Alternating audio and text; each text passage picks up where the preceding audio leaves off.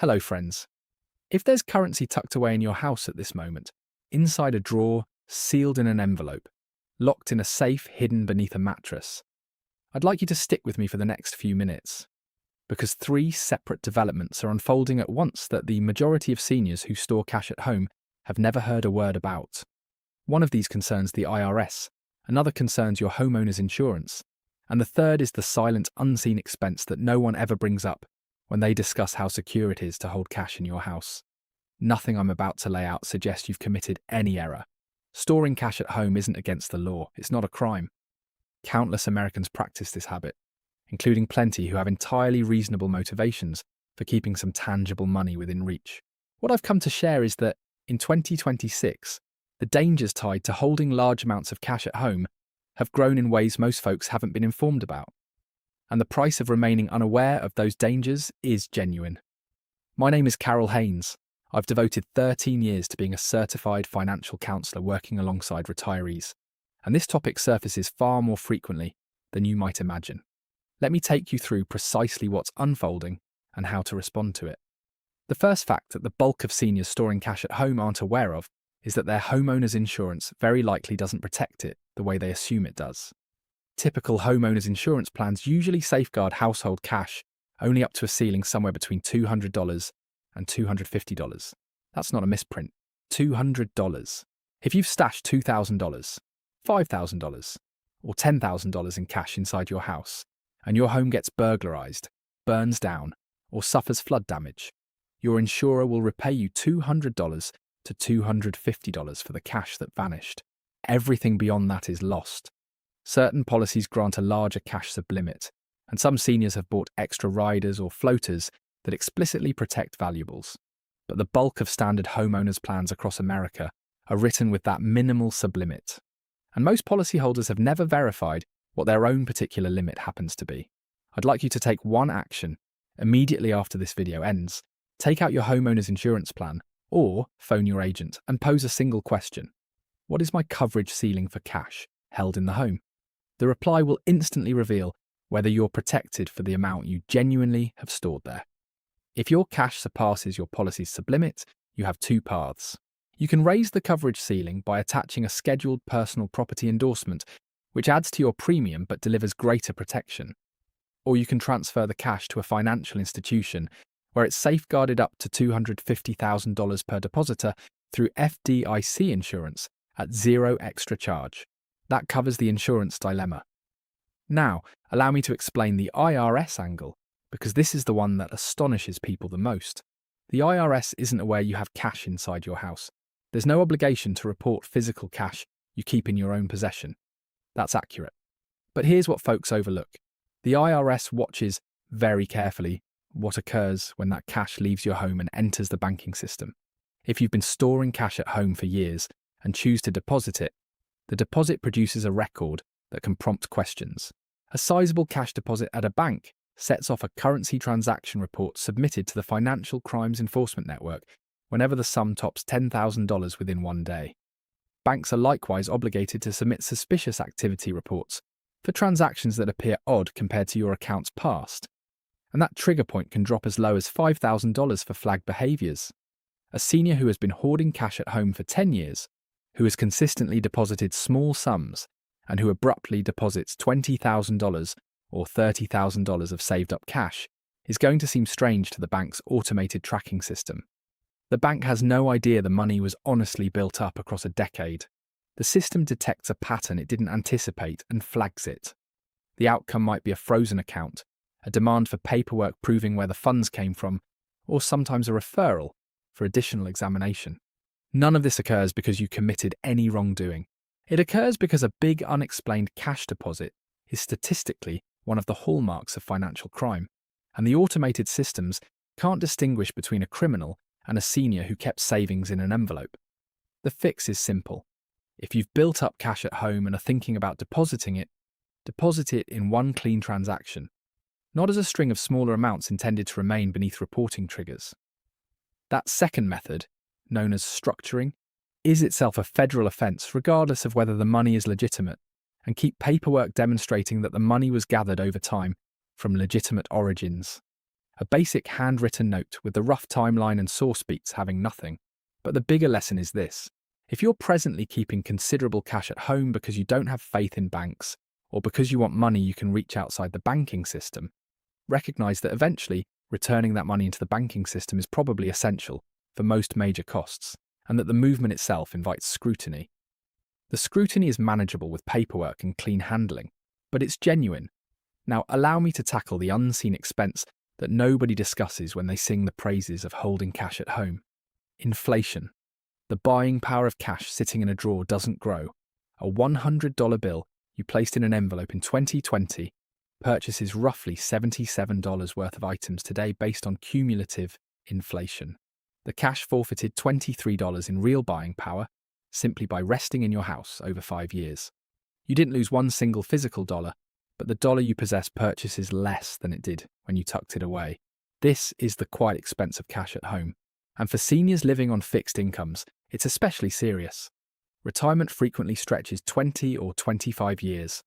A dollar that surrenders 3% of its buying power each year, which is approximately the long-term average inflation rate, is worth roughly 47 cents in real terms after 25 years. If you store $20,000 in cash inside your house for 25 years, you'll still possess $20,000 in bills, but it will purchase about $9,400 worth of items measured in today's terms. That's $10,600 of quiet, unseen wealth destruction across 25 years. Not from theft, not from poor investments, from inflation, acting upon money that was sitting motionless. The alternative to keeping that money in a drawer is placing it somewhere that produces a competitive yield. High-yield savings accounts at FDIC-insured banks are currently delivering between 4 and 5% yearly. Treasury bills backed by the United States government are delivering comparable rates. A certificate of deposit at a competitive bank secures a rate for a set duration. At 4%, $20,000 generates $800 yearly in interest. Across 10 years with compound interest, that $20,000 grows to roughly $29,600. Rather than quietly shrinking due to inflation, it's expanding faster than inflation. The gap across a decade between $20,000 in a drawer and $20,000 in a competitive savings account is roughly $12,000. That $12,000 gap is real money. It's not a financial gimmick.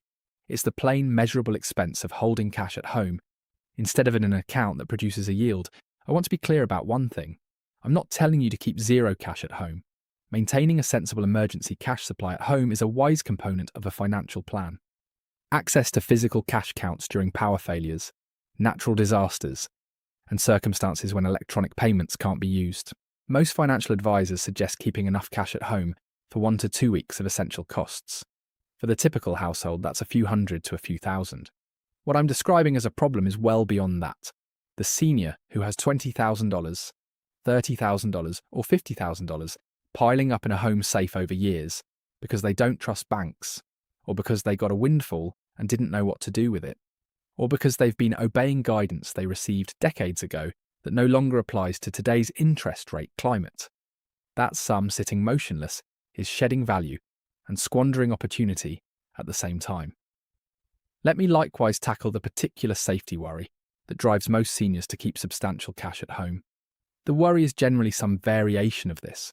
What if the banks collapse? What if I can't reach my money? What if a financial crisis hits? These are genuine worries, and they merit a genuine reply. The FDIC insurance program has insured bank deposits since 1933.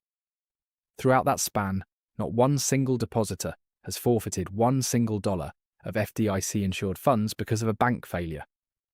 The insurance ceiling is $250,000 per depositor per ownership category, per FDIC-insured institution. A retired couple can have $500,000 protected at one institution by holding money in individual and joint accounts. For sums beyond that, spreading across extra institutions or relying on Treasury bills, which are backed by the United States government rather than by the FDIC, supplies protection with no practical ceiling. There has never been a stretch in modern American history when depositors at FDIC-insured institutions couldn't reach their money. During the 2008 financial crisis, banks collapsed. FDIC-insured depositors were protected. During the COVID pandemic, banks stayed operational and deposits stayed reachable. During every bank failure of the past 30 years, FDIC insurance paid in full.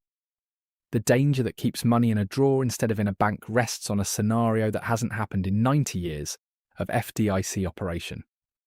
The dangers that money genuinely confronts by sitting in a drawer: insurance exposure, inflation, and the practical headaches of eventually folding it back into the banking system, are genuine and ongoing. Let me wrap up with the specific moves I want you to make after this video ends. First, examine your homeowner's insurance plan for the cash sublimit. If your cash at home exceeds that ceiling, either boost coverage or transfer the surplus to an FDIC insured account. Second, if you've built up substantial cash at home over time and are thinking about depositing it, deposit it all in one go in a single transaction, and keep paperwork showing its legitimate source. Don't divide deposits to remain under reporting triggers. Third, figure out the inflation expense of the cash you've been keeping at home. Multiply the sum by the count of years it's been there, and apply a yearly inflation rate of 3%. The result will reveal what your cash has cost you in real buying power. Fourth, weigh the current interest rate offered on a high-yield savings account or Treasury bill against what your cash is earning in a drawer. The gap applied across the count of years you anticipate being in retirement is the opportunity cost of leaving that money idle. Performing that comparison takes roughly 20 minutes. The outcome of making the comparison and acting on what it reveals could be worth thousands of dollars over the course of your retirement.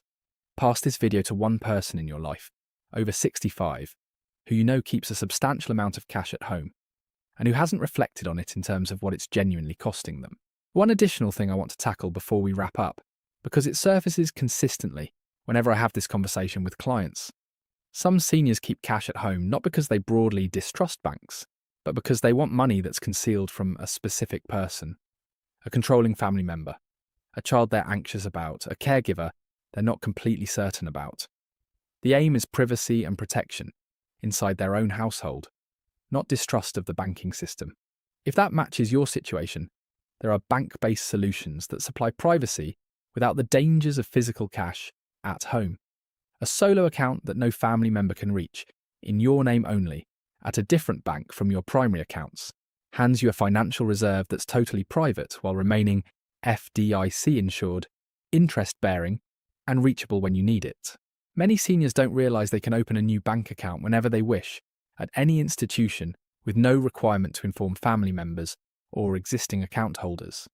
A solo savings account at an online bank with a competitive interest rate, reachable only by you through a separate login and password that you don't share, is functionally indistinguishable from a private cash reserve from the standpoint of your privacy inside your household, but dramatically better in terms of protection and earning potential.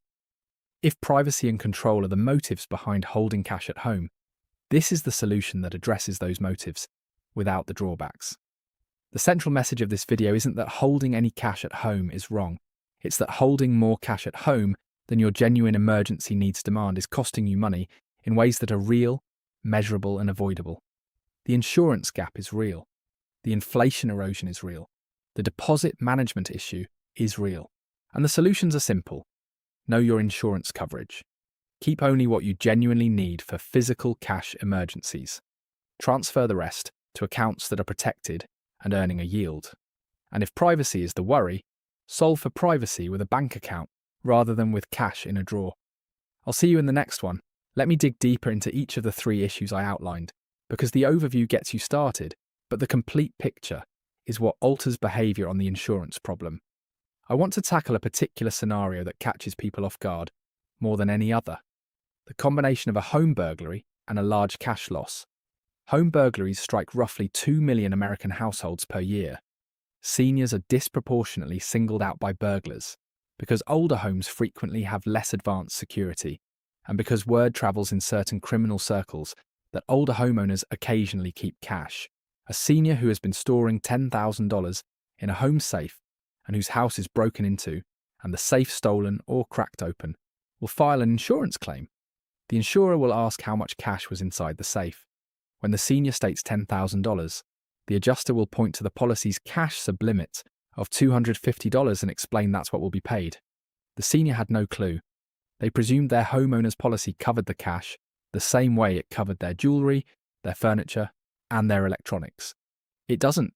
Cash is handled separately, and the sublimit is dramatically lower than most people anticipate. There are measures you can take to better this situation. The most crucial is the scheduled personal property endorsement I referenced earlier. This is an addition to your homeowner's policy that specifically schedules high-value items, cash included, above the standard sublimit. You declare the amount of cash you keep in the home, pay an additional premium based on that amount, and the policy now covers the full declared amount if the cash is lost to theft or other covered perils. The expense is usually a small fraction of the value being insured, often around 1% yearly or less. However, there's a practical limitation.